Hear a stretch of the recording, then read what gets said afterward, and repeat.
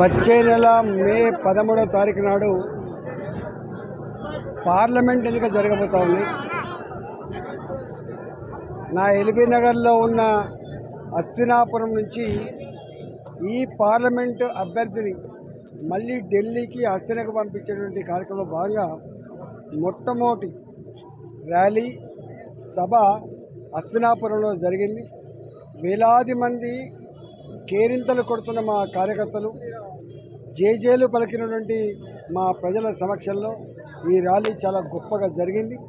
ఇవాళ ఎక్కడ చూసినా కూడా ప్రజలందరూ మళ్ళీ దేశానికి మోడీ మాత్రమే ప్రధానమంత్రి కావాలని, మోడీ గారి నాయకత్వంలోనే పేదవాళ్ళకి సొంత ఇంటి కల నెరవేరుతుందని, మోడీ గారి నాయకత్వంలోనే ఈ దేశం ప్రగతిశీల బాట పడుతుందని, పేదవాళ్ళ కష్టాలు తీరుతాయని, ప్రజల సంస్కృతి సాంప్రదాయాలు కాపాడబడతాయని చెప్పి ఇవాళ ప్రజలందరూ కూడా ఈ పార్టీ ఆ పార్టీ అనే తేడా లేకుండా ఏ పార్టీలో ఉన్నప్పటికీ కూడా, కాంగ్రెస్ పార్టీలో ఉన్నప్పటికీ బీఆర్ఎస్ పార్టీలో ఉన్నప్పటికీ 10 సంవత్సరాల మోడీ గారి పరిపాలన చూసిన తర్వాత మళ్ళీ మోడీ గారే ప్రధానమంత్రి కావాలని కోరుకుంటున్నాం అని చెప్పి బాజాప్తా చెప్తున్నారు. ఇవాళ ఆశలు సన్నగిలినటువంటి బీఆర్ఎస్ పార్టీ కానీ, ఇవాళ కాంగ్రెస్ పార్టీ కానీ ఇలా దిమ్మ తిరిగినట్టుగా పైసలు నమ్ముకొని, ప్రలోభాలు నమ్ముకొని ప్రయత్నం చేస్తూ ఉన్నారు. ఎన్ని ప్రలోభాలు, ఎన్ని డబ్బులు ఖర్చు పెట్టినా మల్కాజిగిరి పార్లమెంట్లో ఎగిరే జెండా కాషాయ జెండా. ఇలా గెలిచే పార్టీ భారతీయ జనతా పార్టీ మాత్రం. ఇలా కాంగ్రెస్ పార్టీకి ఏం సంబంధం మల్కాజిగిరికి అని అడుగుతున్నాం.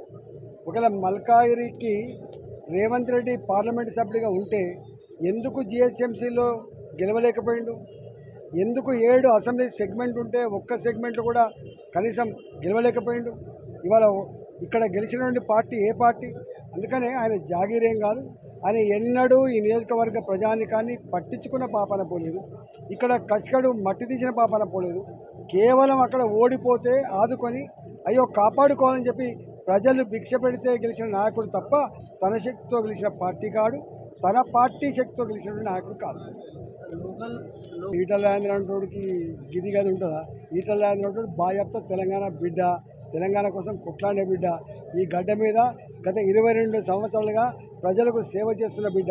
చౌరస్తా నిలబడితే వాళ్ళని గుర్తుపడతాడు, నన్ను గుర్తుపడితే తెలుస్తుంది.